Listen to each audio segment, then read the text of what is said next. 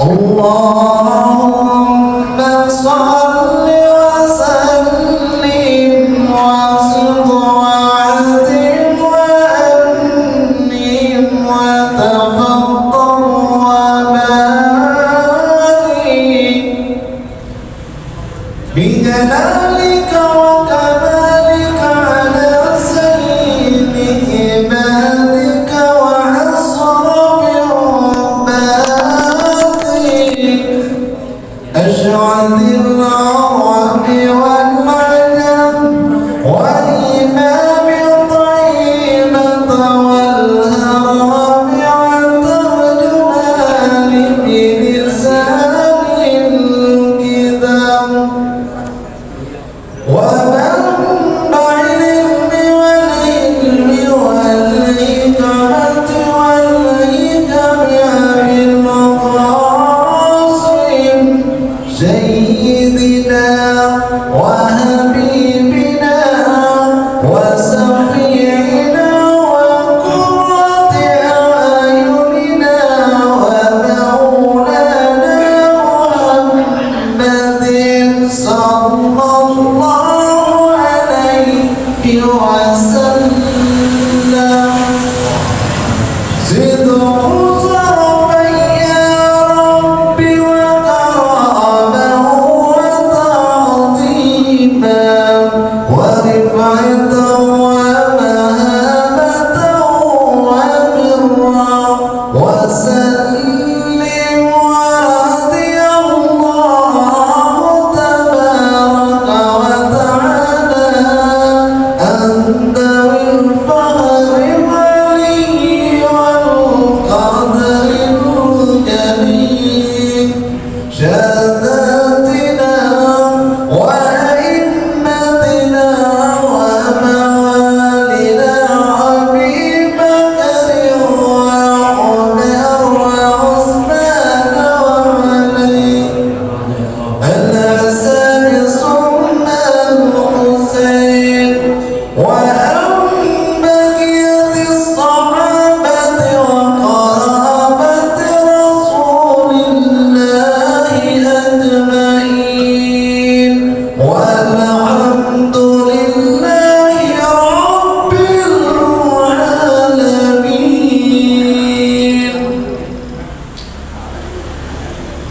Bismillahirrahmanirrahim.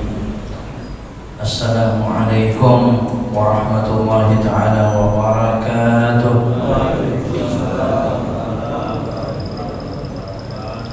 Nastaftahul jalsata mithla ma nawahu ahluna wa aslafuna wa aba'una as-salihun.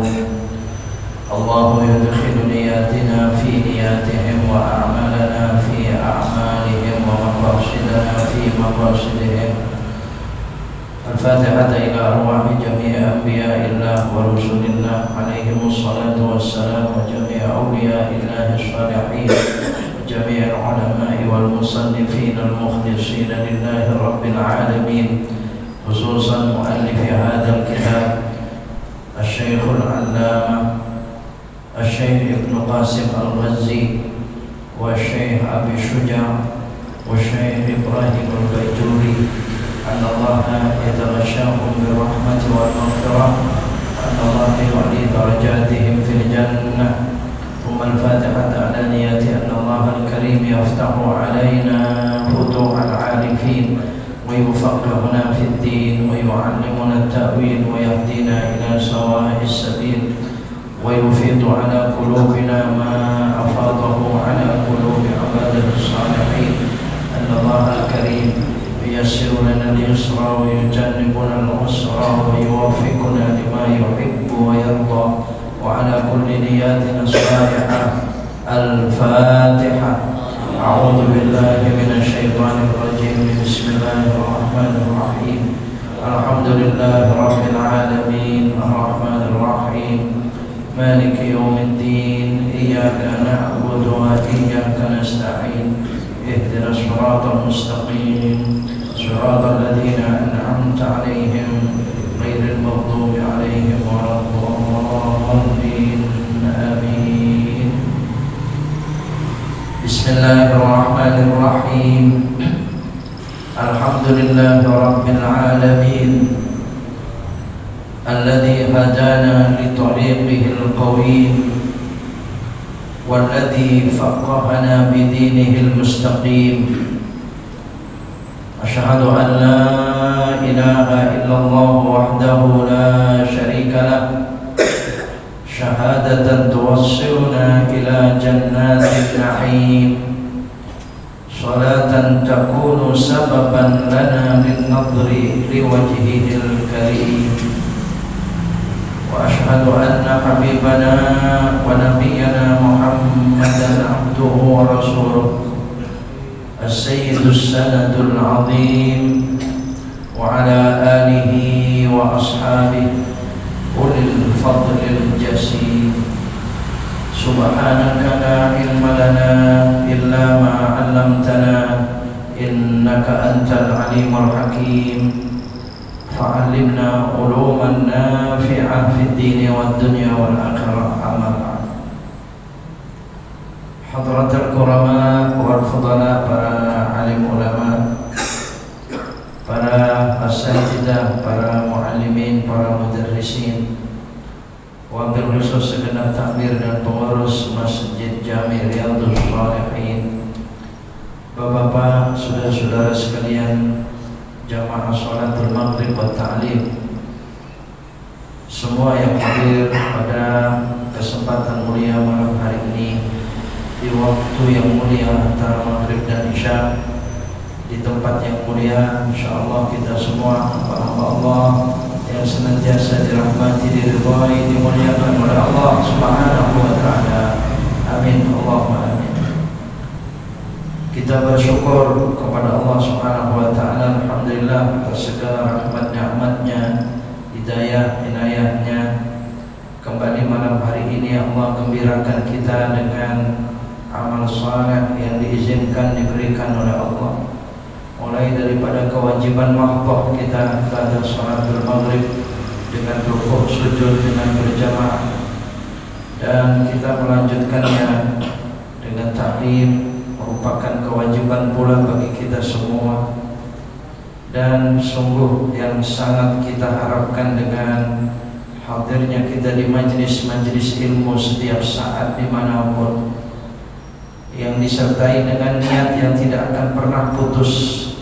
Kita niat thalabul ilmi ini sampai kapanpun tidak akan pernah putus.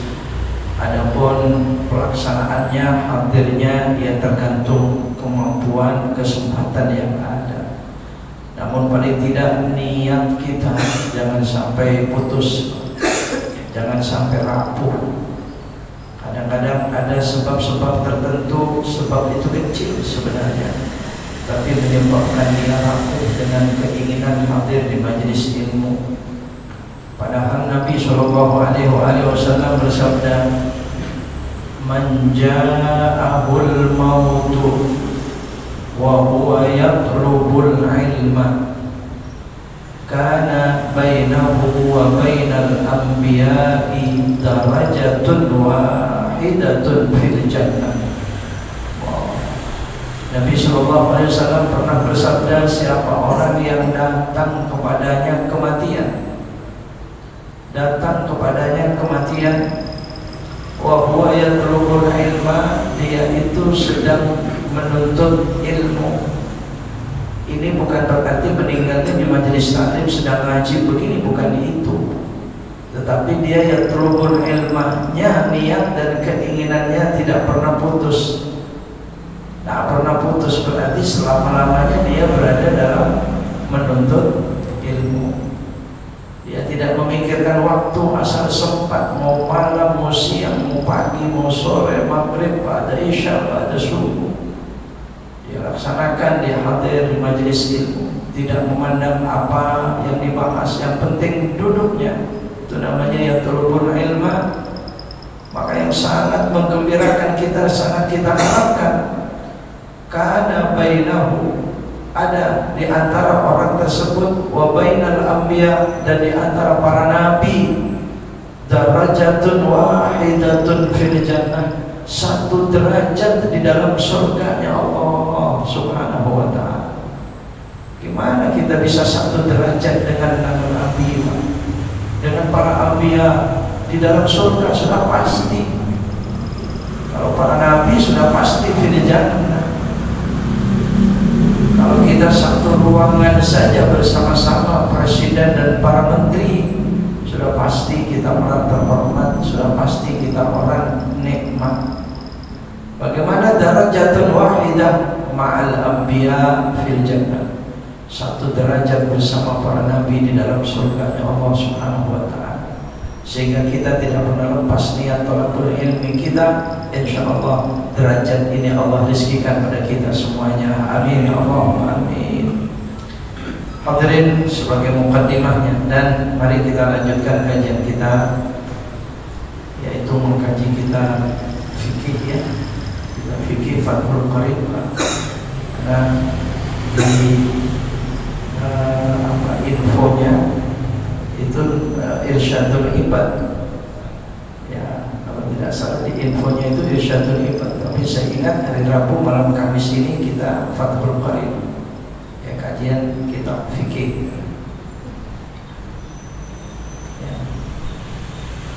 Masih di dalam bab wudu dan fardunya wudu yang kedua. Pertemuan yang lalu belum selesai, yaitu wasul jami'il wajhi, membasuh semua bagian daripada wajah ya. Panjangnya sudah dibahas, batas panjangnya atas dan bawahnya sudah kita bahas. Kemudian lebarnya kanan kirinya sudah kita bahas. Kalau tidak salah pada saat itu terhenti pembahasannya itu dengan datangnya waktu Isya, dengan pembahasan semua yang ada di wajah itu harus terkena air. Apa saja yang ada di wajah itu terkena air, sampai kepada andai kata wajahnya ada dua. Ya Allah, ya, tapi namanya kemungkinan ya Pak. Nah, mustahil ada orang lahir kepalanya dua, ada kan? Info semacam itu ya. Di mana di dunia ini lahir katanya kepalanya dua, ya wajahnya ya dua. Bagaimana itu kalau wudu? Dan tangannya cuma dua, bukan wajah dua terus tangan empat. Nanti tangannya dua. Nah ya. Tapi kalau itu cuma zaidan, zaidan itu cuma tambahan Pak, bukan asli. Memang dia wajahnya cuma dua. Kalau memang asli dua, ya dua-duanya diwajibkan dibasuh semua dua-duanya. Atau memang wajahnya satu, cuman banyak tambahan di wajah itu. Nah, mustahil kan? Ya barangkali hidungnya bercabang gitu. Ya Allah, ya mana mungkin ada orang yang menurut akal ya. Ya bertambah semacam itu Pak. Atau mungkin apalagi cuman tumbuh-tumbuh daging kadang-kadang ya. Apa namanya itu Pak, daging yang tumbuh-tumbuh di hidupnya. Kadang-kadang juga ada yang membesar. Nah, itu dibahas dalam kitab, dalam hukum wudu. Nah, kemudian rambut, Masya Allah, betapa telitinya para ulama. Saya cuma itu saja Pak. Kita semua sudah tahu di wajah ini ada beberapa rambut, ada beberapa bulu yang tumbuh di wajah. Tapi coba ya, kalau bukan karena kitab, barangkali ulama bukan karena ada yang membahas, kita nggak tahu. Ya termasuk saya nggak tahu Pak. Kalau di wajah ini rambut yang tumbuh itu ada 17 tempat. Kayaknya kalau dilihat sepintas malah mungkin sampai 17 Pak. Mau cuman alis, bulu mata, apalagi kumis, jenggot, cabang apa ini, bewok itu aja. Tapi ternyata dibahas, dihitung yang demikian, yang semuanya itu harus kena air wudu pada saat berwudu. Yang satu dan dua asy'arani an-nabitani 'alal khaddain. Kadang-kadang ada dua bulu tumbuh di dua pipi. Ini satu dan dua, satu dua. Jadi pipinya ada kan? Ada yang tumbuh, ada yang tidak di pipi itu. Kemudian yang ketiga dan keempat as-sibalani. Ada sibalani itu adalah ujung, masih dihitung lain itu, di ujung kumis kanan kiri. 3 dan 4-nya Jadi ada orang kumis, kemudian di ujung kumisnya itu menebal rambutnya itu, Pak. Kita semua bayang, jadi bulu di ujung kumis itu menebal. Bukan kumis, itu bukan lain. Gitu ya. Nah itu 2 dan 3 dan 4 dari 17 itu. Kemudian 5 dan 6-nya al-alwa. Ya, al-alwa itu adalah bulu-bulu tipis yang berada di bawah telinga. Tapi di bawah telinganya ke depan, dia masuk ke wajah. Tapi ada yang tidak, Pak. Ya. Nah itu dihitung itu di sini. 5 dan 6 itu al-alwa. Kemudian yang 7 dan 8, 2 rambut yang tumbuh menghadap ke telinga, bukan di bawahnya, tapi menghadap ke telinga, di depan telinganya. Ya, itu dihitung lagi. Itu yang ke-7 dan ke-8. Kemudian 9 dan 10, nah itu ya biasa, kita tahu semuanya ya, adalah al-hajiban. Al-hajiban itu alisnya. Huma sya'rani nabitani ala a'lal ainain, di atas mata. Nah itu hitungan yang ke-7 dan ke-8. Yang itu sebenarnya termasuk, kalau di sini dikatakan yahjibanil anil ainaini syu'a asyams, termasuk ini pelindung mata dari panasnya matahari. Oh iya juga ya. Tapi kalau tebal gitu ya, kalau begini tidak tebal ya. Ya. Jadi melindungi mata itu dari panasnya matahari. Oh iya. Di sini dibahas begitu. Syu'a al-ainain. Ya, kalau terus tidak ada, ya akan gampang terkena sinar matahari itu. Ya, kemudian al-ahdabul arba'ah, ada 40, itu termasuk 11, 12, 13 dan 14. Asy'ur an-nabita ala jufunil ainain, jufun di kelopak mata, atas bawah. Karena kelopak itu ada atas, ada bawah. Ya, kelopak mata, Pak. Kelopak mata maksudnya apa namanya ini? Ya, ini Pak, kelopak mata. Itu ada atas, ada bawah. Atas ada bulunya, bawah ada bulunya, ada rambutnya. Nah, sehingga dia ada 4 kanan kiri. Nah, itu dihitung, itu ada 4 itu sampai itu hitungan yang ke-14. Kemudian yang hitungan 15-nya al-lihyah. Itu jenggot. Nabi itu al-daqan, yang tumbuh di dagu ini. Wal anfaqah. Nah, anfaqah itu di atasnya jenggot, yang tumbuh di bawah bibir. Ya, di bawah bibir. Nah, itu hitungan yang ke-15. Itu semua di wajah itu. Kemudian yang itu yang ke-16. Kemudian yang ke-17 asyarib, kumis. Nah, kumis yang di atas bibir. Ya, syarib ya, kalau kumis itu dihitung 2 kanan kiri, ya berarti ada 18, Pak. Ada 18. Kemudian masih ada tanda. Ya. Insyaallah, ya, makanya kalau kita pikir betapa Allah Subhanahu wa taala Maha Kuasa mengatur, Maha Kuasa mengatur, Pak. Giliran rambut kepala tumbuh terus, giliran rambut-rambut di wajah nggak tumbuh cepat, Pak. Memanjangnya nggak cepat, malah berhenti sampai di situ. Kalau yang harus dirapikan terus itu kumis, jenggot. Kayaknya kalau alis didiamkan pun tidak akan sepanjang jenggot. Ada nggak alis yang lama-lama memanjang seperti jenggot menutupin matanya gitu kan? Tidak ada ya? Kayaknya nggak ada itu, Pak.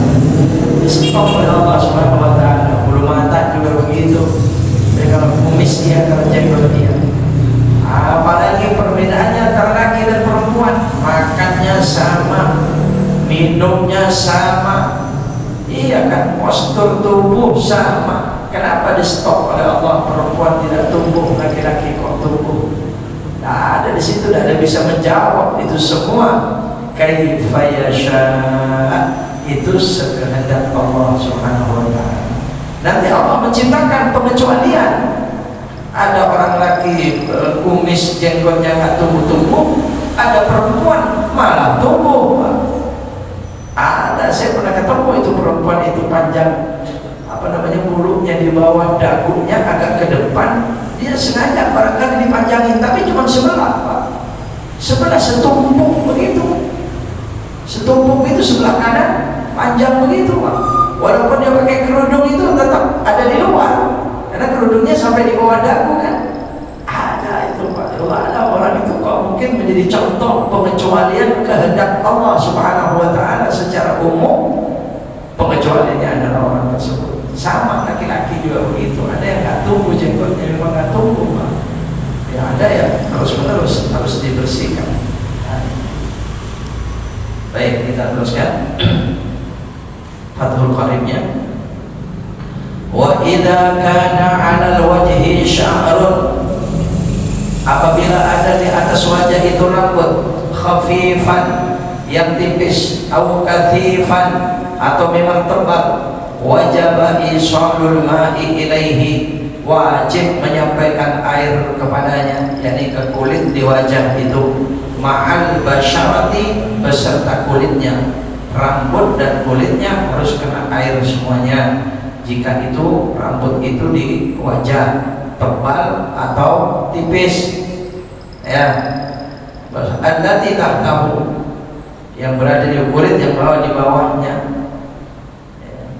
Ini wa amma lihyatur rajulil kathifah, adapun jenggot laki-laki yang tebal, jenggot laki-laki yang tebal, bi allam yaral mukhatibu basyarataha, dengan sekiranya orang yang berhadapan itu tidak melihat kulitnya saking tebalnya, min khilaliha, dari sela-selanya rambut itu, fayakfi ghaslu dhahiriha, maka cukup dia membasuh zahirnya saja.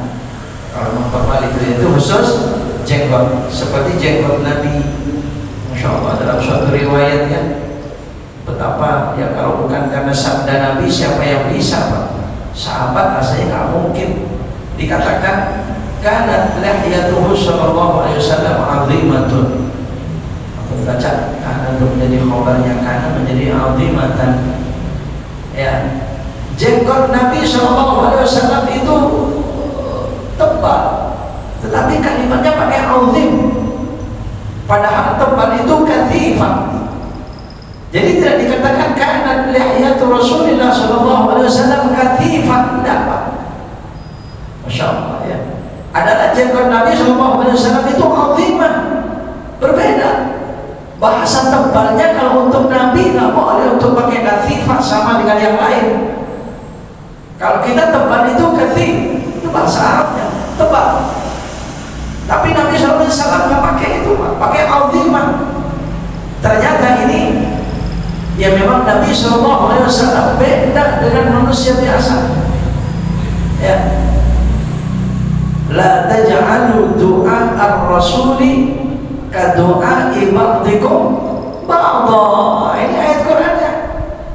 Ya, jangan kalian biasa memanggil Nabi seperti panggilan satu sama lainnya dengan selain Nabi. Nggak boleh. Makanya tidak ada satupun orang Islam, orang yang mengambil ya Muhammad, itu tidak ada, Pak. Nah, disinilah menjadi dalil kita kalau nyebut Nabi Muhammad itu Sayyidina. Ya ini ayat Qur'annya, la taj'alu du'a Rasul ka du'a'i ba'dukum ba'dha. Sesama kita saja kalau panggil namanya langsung dikatakan nggak sopan. Masa sama gurunya Pak Soleh, leh Soleh, sama gurunya begitu, gimana kira-kira? Murid apa itu kalau di sekolah ada semacam itu? Iya, kurang sopan. Apalagi kepada Nabi. Ada orang yang lain pakai Sayyidina itu, coba kaji itu ayatnya. Sekalipun makna dari ayat tersebut tadi itu doa, itu suka diartikan ajakan. Jangan engkau mengabulkan ajakan Nabi sama seperti ajakan yang lain, bisa, itu boleh. Tapi panggilan kita pun juga demikian. Bagaimana sedang warat al-hujurat? Ya, jadi nggak boleh sembarangan kepada Nabi itu. Makanya sampai di sini mengatakan jenggot Nabi tebal saja dalam bahasa Arabnya pakai azimah, padahal azim itu agung. Hadirin rahimahumullah, ini dia, ya Allah ya Rabb. Makanya kalau bahasa kitanya saya nggak ketemu Pak, santunnya, sopannya, tebal itu apa Pak? Hah?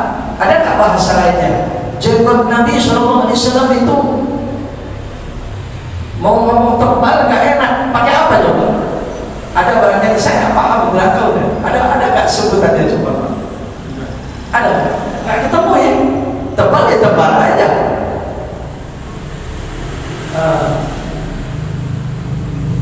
Ya kalau bahasa-bahasa Jawa, bahasa-bahasa kampung mungkin kadang-kadang suka ketemu yang begitu Pak. Orang Madura itu kalau tangan Nabi, ya kan, tangan itu orang Madura itu tangan. Ustaz Sultan ini nggak bisa kita mengatakan tangan Nabi, nggak sopan. Tapi astaipon, asta. Nah itu sopannya Pak. Tangan asta.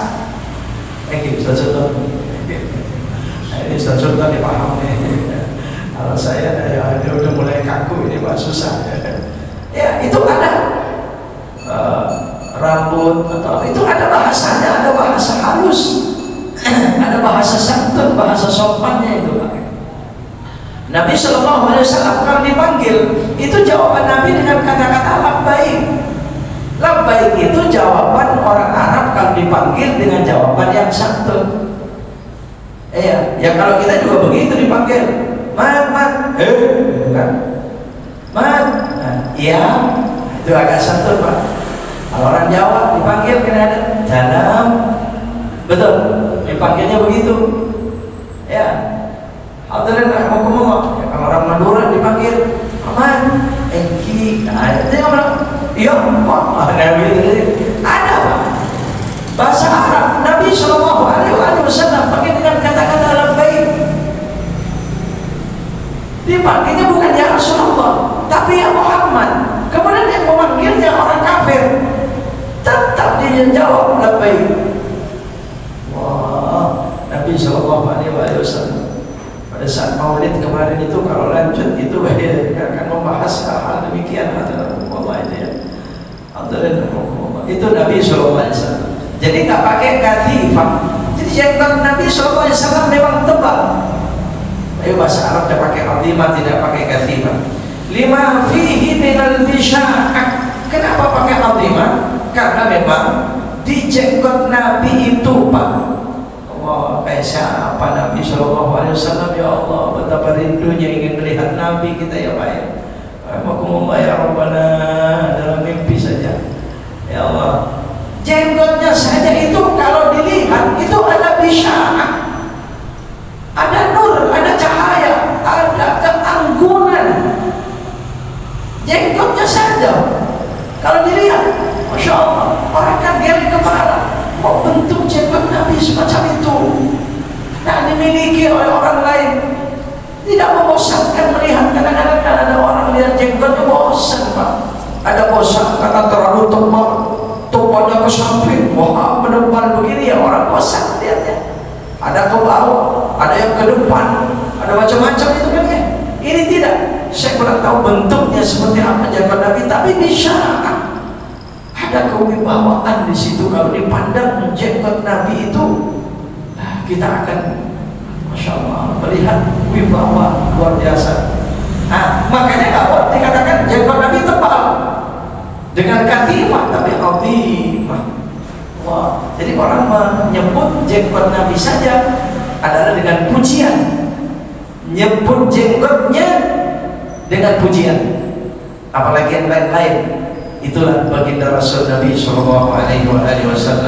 Makanya dikatakan wa kana adadu sya'riha, astagfirullah, jumlah jenggot Nabi mi'atu alfin wa arba'atun wa ishrina alfan bi'adadil anbiya. Jumlah jenggot Nabi 124.000. Pernah ada yang cerita ini Pak? Oh ya, ya kalau saya baru tahu dari kitab ini Pak. Jenggot Nabi 124.000. Kira-kira siapa yang hitungin jenggot Nabi? Kayaknya kita hampir saja susah untuk percaya, Pak. Tapi itu waktu dikatakan kama fi riwayatin, berarti beliau yang sabda. Jenggot Nabi itu 124.000. Ka'adadil anbiya, bi'adadil anbiya, seperti jumlah para nabi. Para nabi semua ada berapa? 124.000 nabi, bukan rasul ya. Nabi itu 124.000. Yang terakhir Nabi Muhammad SAW, tidak akan pernah ada nabi lagi. Jadi ternyata jenggot Nabi SAW, ya Allah, mi'atun wa arba'umia wa arba'atin wa isyarmi'atu alfin wa arba'atin wa isyrina alfan, 124.000 bulu jenggot Nabi, rambut jenggot Nabi Sallallahu Alaihi Wasallam. Allah.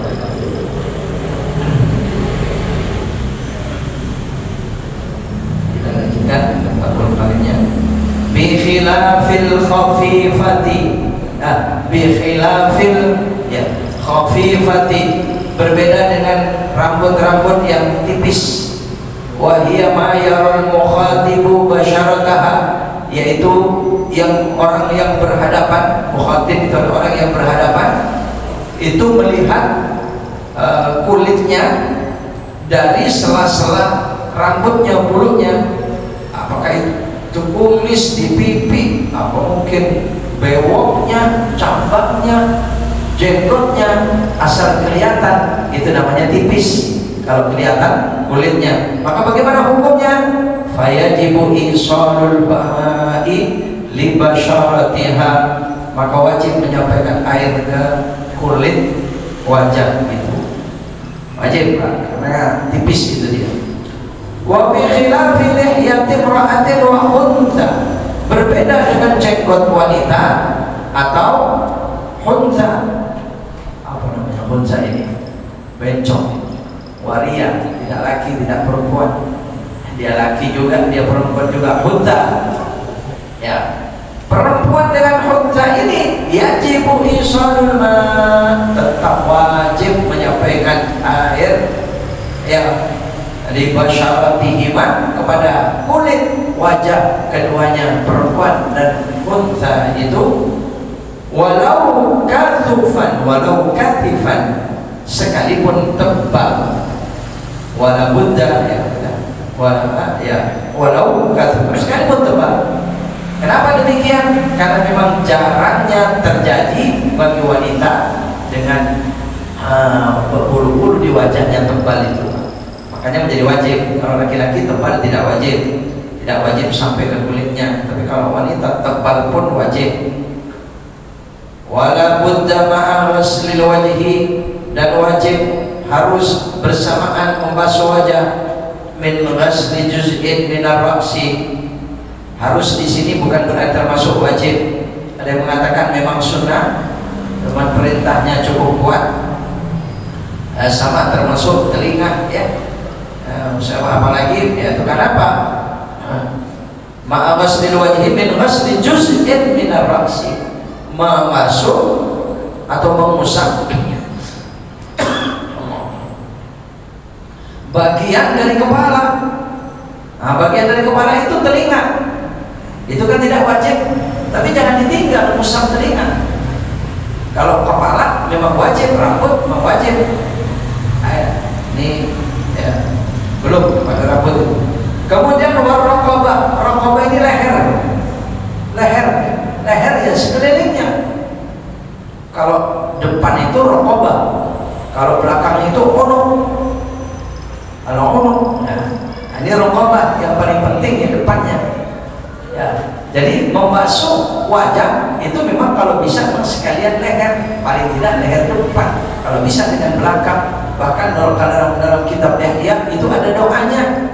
Kalau dalam kitab Ihya setelah telinga. Nah, kalau di sini udah ini setelah wajah. Ya, wajah langsung mengusap leher. Kalau itu di Fathul Qarib.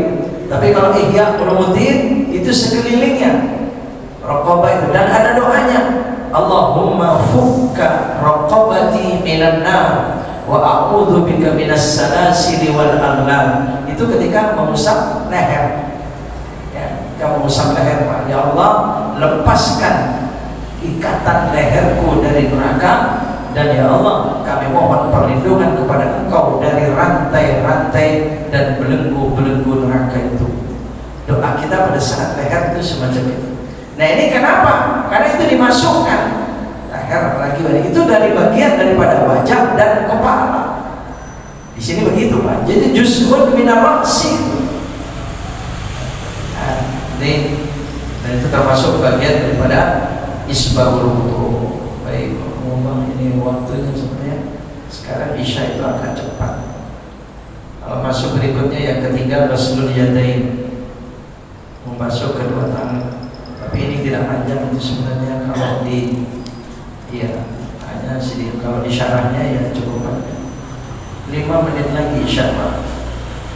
Karena isya itu 18.59 jam 7 ya. Di sini 5 menit lagi saya. Ya, mungkin kalau dilanjutkan agak kurang waktunya, barangkali 5 menit ini bisa ditambahkan, Pak, ilmunya yang berada di sini. Oh biasa. Waalaikumsalam warahmatullahi wabarakatuh. Mengingat sedikit penting, ini perlu penegasan dari Kiai mengenai mata ya. Apa itu? Mata. Kalau mata termasuk bagian dari wajah, berarti ketika kita berwudu, nah ini mohon penjelasan dari Kiai untuk mempertegas agar kita semua dapat penjelasan yang lebih jelas gitu. Satu, mengenai mata. Jadi ketika kita membasuh wajah, apakah kita harus melek gitu? Nah, satu hal itu. Kemudian yang kedua, sebetulnya ini untuk wanita. Tapi ketika kita sebagai suami tentunya perlu pengetahuan ini juga. Jambang adalah bagian dari muka, ya kan? Nah, sementara rambut wanita itu termasuk jambang itu kan panjang. Nah, seringkali orang perempuan itu ketika dia berwudu mengikat rambutnya, berarti bagian jambang pun akan ikut ke belakang. Nah, kalau misalnya dia ikat bagian jambang yang tadinya panjang jadi mengikut ke belakang, berarti ketika dia membasuh muka tidak terkena semua. Nah, saya pernah mendengar dari ustazah ketika menyampaikan ini, alangkah baiknya jambangnya itu jangan ikut diikat supaya terkena wudu semua walaupun itu panjang. Jadi mohon penjelasan dari Kiai. Terima kasih. Assalamualaikum. Waalaikumsalam warahmatullahi wabarakatuh. Iya, Pak, itu demi semuanya kesempurnaan daripada wudu ya. Ya, luar biasa, Pak. Kadang-kadang hal-hal sepele memang, tetapi kalau kita tidak mengerti ilmunya ya jadi kurang sempurna. Oh, iya, mata. Enggak, kalau biji matanya itu termasuk batinul ain. Jadi tidak wajib kena air, tetapi yang wajib kena air itu zahir. Jadi bagaimana? Ya, kalau kita lihat dalam keadaan biasa itu terlihat itu yang zahir, sehingga yang tidak boleh dalam berwudu itu kalau terlalu merem. Nah ini kan ada keriput itu, yang keriputnya itu rapat. Nah orang wudu kan bisa jadi dia merem banget gitu ya, dirapatkan betul itu. Nah itu baru jangan. Tapi kalau melek tidak. Jadi orang berwudu harus melek gitu kan ya, masuk airnya ke biji matanya, ke dalaman matanya, tidak.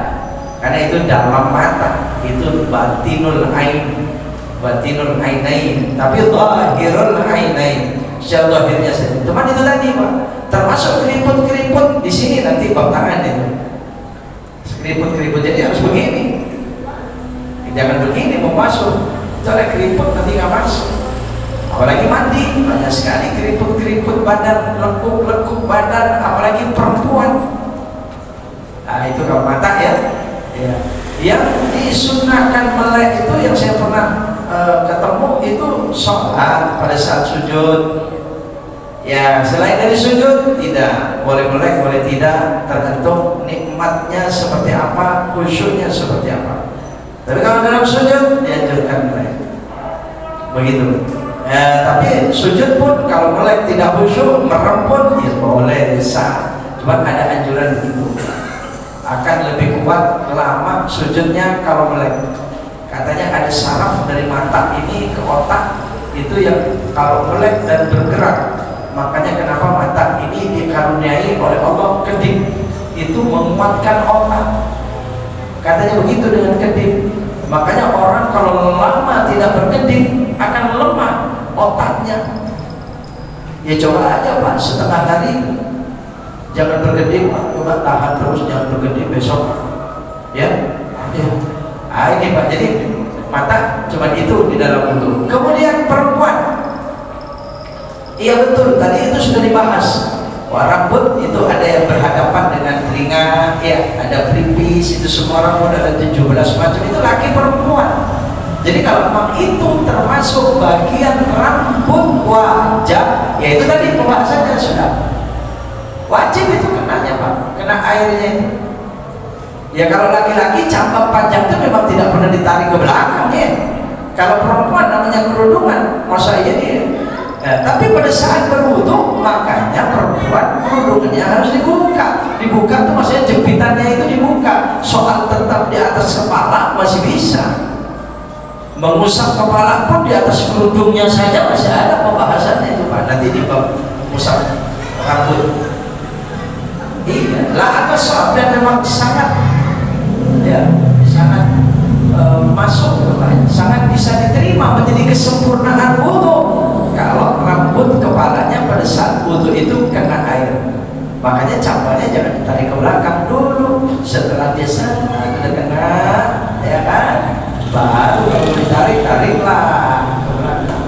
Tapi sepanjang-panjangnya bulu cabang wanita itu tidak akan sepanjang-panjang kayak rambut belakang, paling cuma sampai pipinya aja itu kadang-kadang ya. Jadi tidak masyakkah bagi dia, tidak sulit bagi dia untuk membasahi rambut cabang itu Pak. Ya cuman itu betul tadi kalau orang tidak mengerti ilmunya, pada saat membasuh wajah ditarik ke belakang, sedangkan itu rambut wajah. Masalahnya rambut wajah itu rambut itu kadang-kadang macam-macam Pak. Ada yang memang di pelipis saja agak ke depan sampai mendekati mata. Itu tumbuhnya rambut, ada yang ke belakang, betul tidak? Di atas juga begitu, ada jidatnya itu sempit karena tumbuhnya rambut. Ada lagi yang tumbuhnya rambut itu di atas kepala. Macam-macam, namanya keciptaan yang masuk ke manusia. Ini jadi batas wajahnya itu Pak. Betul Ustaz, terima kasih itu diingatkan. Ya mungkin sampaikan kepada kaum ibu yang demikian untuk isbab, untuk kesempurnaan daripada wudunya sebaiknya semacam itu. Karena itu tadi sudah dibahas, itu termasuk bagian daripada rambut wajah ya tadi itu. Al-Uqran, Al-Uqrani, Al-Idharani, juga termasuk Al-Amladilwani. Ya, baik yang agak di atas atau yang agak di bawah. Kalau depannya telinga itu ya batasnya itu. Kalau depannya telinga, kalau pelipis itu kan depannya telinga itu ya, laki atau perempuan, maka itu termasuk bagian dari rambut wajah. Ya, baik, ini ya sama berarti dengan bahasan itu memahami kepahaman daripada kitab ini. Wallahu a'lam bishawab. Saya cukupkan sekian. Bismillahirrahmanirrahim. Alhamdulillahirabbil alamin. Allahumma shalli wa sallim wa barik ala habibina wa nabiyina Muhammadin wa ala alihi wa sahbihi ajma'in. Allahumma anfa'na bima 'allamtana wa 'allimna bima yanfa'una warzuqna 'uluman tanfa'una ya arhamar rahimin. Wa sallallahu ala nabiyyina Muhammadin wa alihi wa sahbihi wa sallam. Alhamdulillahirabbil alamin. Subhanakallahumma wa bihamdika asyhadu an la ilaha illa anta astaghfiruka wa atubu ilaik.